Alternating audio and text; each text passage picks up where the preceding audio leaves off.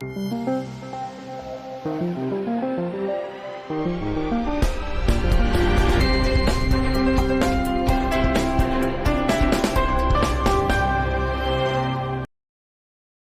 们将来比亚迪设计的车一定要有中国的文化。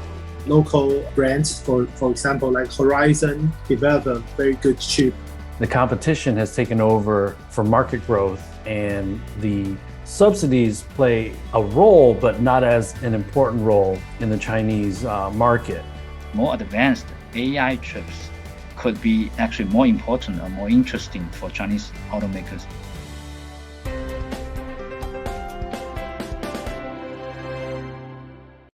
This year, more electric cars have been sold in China than the rest of the world combined. While Chinese car makers such as BYD are topping the nation's sales and busy exporting to international markets, the EV industry in China is no longer a subsidy-dependent sector.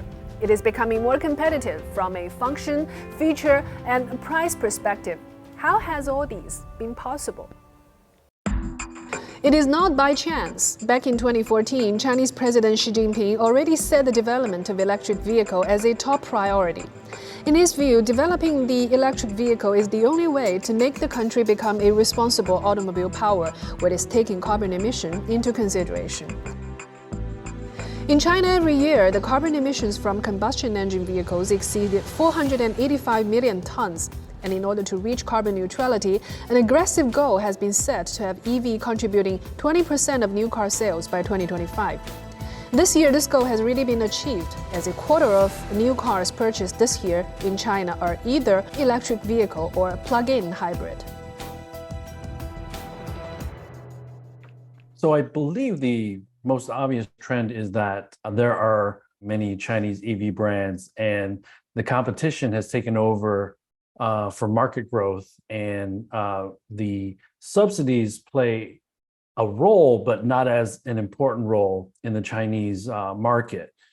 In Europe and the United States, they still play key roles for growth of the EV sector. But in China, there are so many choices across price points that the Chinese consumer has a lot of different options to look at for the market.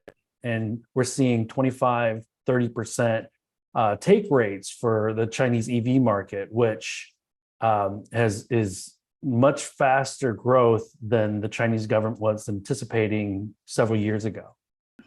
Before 2020, I was quite conservative about the China's EV market because it was mainly policy driven.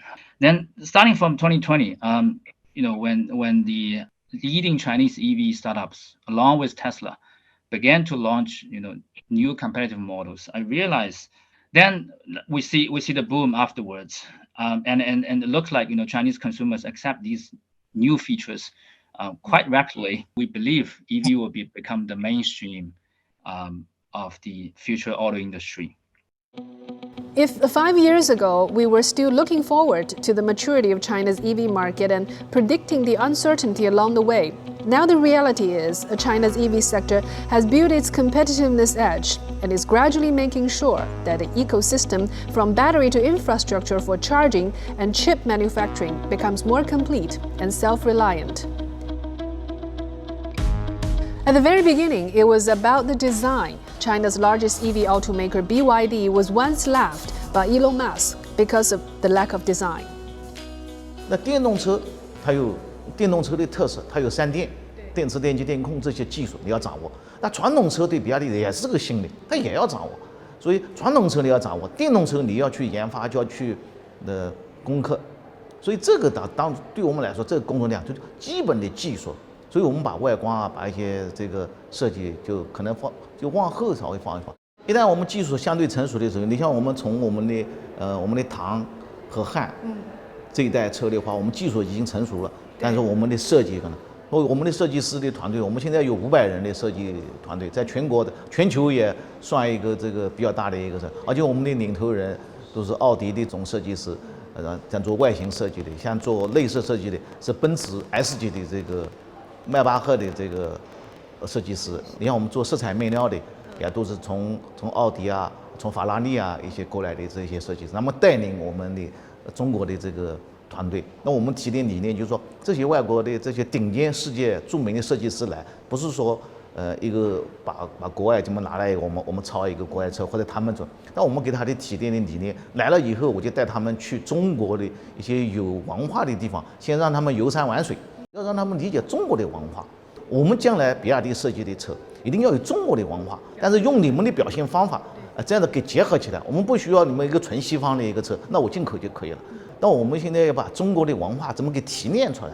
提炼出来中国文化以后，然后体现在我们的这个车上面，很多让他们体会以后，这个他们感觉中国的这种一种博大精深的这个文化，很可能很有东西会提供的。再加上我们招了从清华从国内顶尖的这些学校招了这个设计师，这些年轻人呢，他们不缺创意，他很多创意，但是他们缺的是这种创意能不能在车上面体验，体现的这个融合在一起，协调不协调，跟现代汽车设计的这个手法是不是能吻合？他们缺的是这个，但我们正好把这些人招来，招的这些老外让他们去创意，就带有中国文化的创意，那不是他们的强项，他们的强项就是他们的手法。他们的理念，他们把这些文化整合在一起，最终他把它给表现出来的时候，适合这个车，那是他们的强项，正好和我们中国这一帮年轻人设计师能够有一个互补。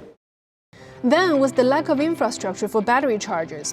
But this would not become a problem for Chinese EV makers, especially newcomers such as NIO, XPeng, and Li Auto, who put a lot of focus on user experience. In China, there are currently more than 10,000 chargers built by NIO by the first half of 2022. Finally, there's the chip. While the US is using every method to try and block chip supply to China, Volkswagen recently announced that they're building a joint venture with Chinese chip maker Horizon to develop chips for cars. China we already see some the local brands, for example, like Horizon. They already developed a very good chip on this regard. I think Huawei also has a very good product. On the other hand, although there is a semi-ban from the US in October, but so far this does not really impact the chips on vehicle. I think for the autonomous driving, quite more high-end chips. So I think the chip ban more or less slightly impact the process speed for the training. I think the situation has improved a lot, especially this year. We also see consumer electronic product demand is weak. So we see more capacity released from the electronic industry, which can be used in vehicle auto industry. We did publish a report in around July, highlighting the potential chip supply recovery from the fourth quarter this year. Well, I was referring to the normal chip because that was basically the supply issue. But the landscape, for the more advanced AI chips could be actually more important or more interesting for Chinese automakers in the long term. The restriction is mainly on the design and production side. Right.